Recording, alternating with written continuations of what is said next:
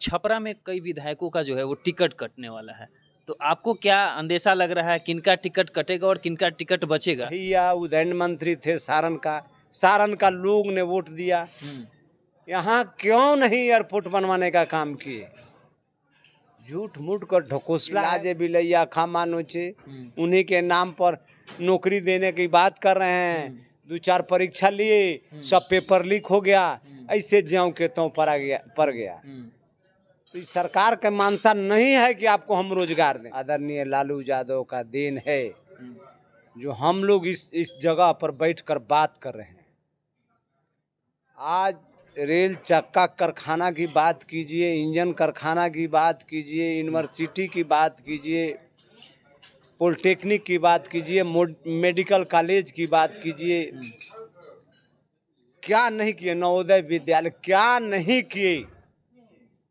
आज हमारे आदरणीय तेजस्वी यादव प्रतिपक्ष के नेता और बिहार के पूर्व उप मुख्यमंत्री सारण के धरती पर और जिला मुख्यालय में डबल डेकर, जो देश में इसका डबल डेकर का गिनती आता है, तो दुर्भाग्य है इस सारण की धरती को। आदरणीय सांसद जो वर्तमान सांसद की बात कर रहे हैं, हम इतना गिनवाए आदरणीय लालू यादव का विकास, उनका विकास के नाम पर एक भी बोर्ड बता दीजिए कि आदरणीय सांसद जी का यहाँ योजना से काम हुआ है। और उनके बैठते हैं प्रधानमंत्री के दाहिने बावें, और वो चाहते तो जिला को स्वर्ग बना कर रख देते।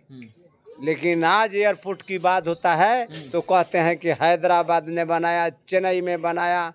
अरे भैया उदयन मंत्री थे सारण का लोग ने वोट दिया। यहाँ क्यों नहीं एयरपोर्ट बनवाने का काम किए?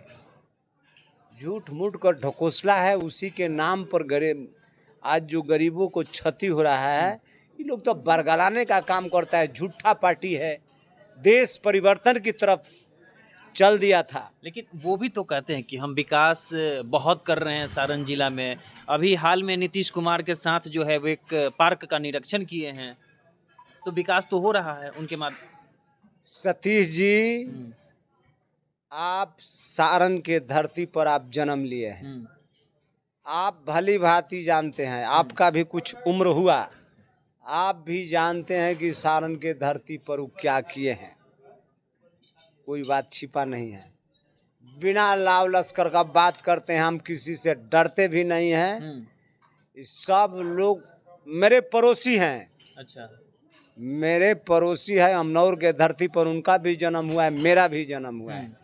अमनौर के धरती पर आप पूछ लीजिए वहाँ के लोगों से, उनके इर्द गिर्द के लोगों से पूछ लीजिए कि अमनौर के धरती पर वो क्या किए। रोहिणी आचार्य के साथ आप घूम रहे हैं। रोहिणी जी का एक वीडियो है जो सोशल मीडिया पे तेजी से वायरल हो रहा है। उसमें ये है कि रोहिणी आचार्य कह रही हैं कि जो हमारे साथ छल किया है उसको भुगतना पड़ेगा। तो आपको कौन लगता है कि कौन ऐसा व्यक्ति है जो जिसने छल किया है?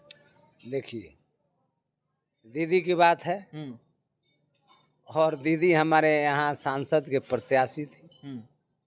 दीदी सभी लोगों के विषय में, यहाँ के जनता के विषय में, कौन लोग कहाँ बसते हैं, किस परिस्थिति में हैं, उस सब बातों को भाली भांति जानते हैं। वो अब किन पर कहे और किन पर नहीं कहे, किस परिस्थिति में कहे, दीदी का बात है। एक और टीवी चैनलों पे चल रहा है कि छपरा में कई विधायकों का जो है वो टिकट कटने वाला है, तो आपको क्या अंदेशा लग रहा है किनका टिकट कटेगा और किनका टिकट बचेगा, ये भी जरा बताइए। देखिए सतीश जी, ये हमारे राष्ट्रीय अध्यक्ष और हमारे प्रतिपक्ष के नेता तेजस्वी यादव का और हमारे आदरणीय प्रदेश अध्यक्ष जगदा बाबू का एक बड़ी हमारे जो नेता निर्णय करेंगे, सब लोगों का मान्य होगा। उस पर हम कोई टीका टिप्पणी नहीं करेंगे। कुछ नहीं बोलिए। नहीं। चलिए, 2025 में क्या कुछ खेला होगा? 25 में खेला क्या होना है?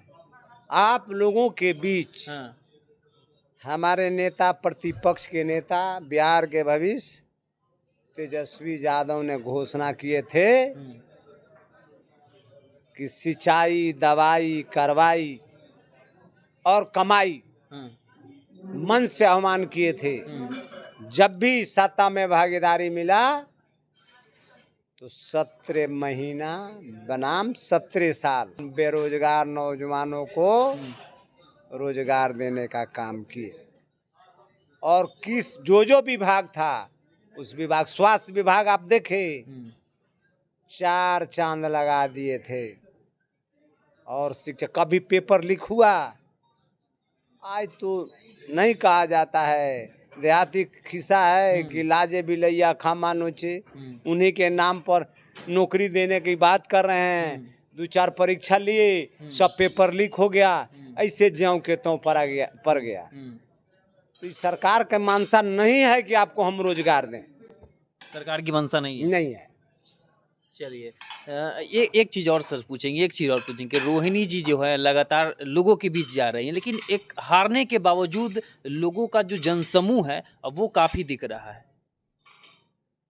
रोहिणी दीदी चुनाव के समय आई थी, उसी समय बोली थी कि मैं सारण की बेटी हूँ और लोगों के बीच रहूँगा, परिणाम जो भी हो। आपके सामने चुनाव का कितना दिन हुआ, हार के बावजूद भी क्षेत्र का दौरा करे और लोगों का दुख दर्द समझ रहे हैं।